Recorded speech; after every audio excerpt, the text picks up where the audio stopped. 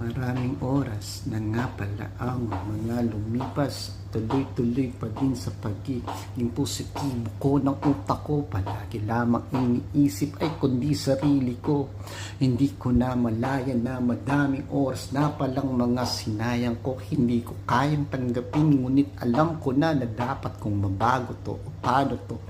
Ako'y dumadalangin na sana mga pangyayari na mga ganto sa buhay ko'y dinggin ako ng may kapal. Gulong-gulo ang utak ko, ngunit mikropono sa labi ko'y naging parte ng buhay ko.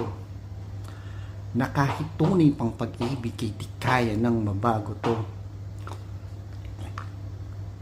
Ikaw ang aking guro, o Panginoon, na ang isip ko sa'yo nakatuon.